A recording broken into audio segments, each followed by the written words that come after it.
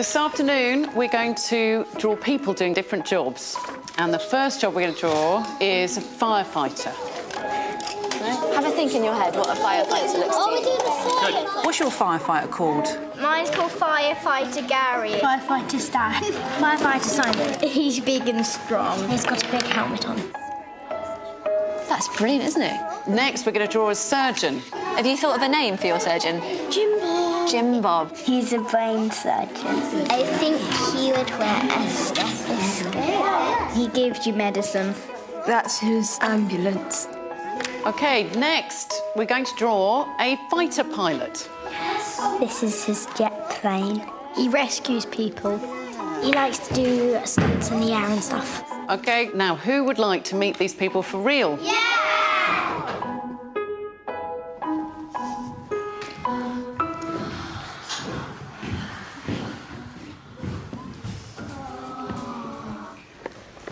They're dressed up.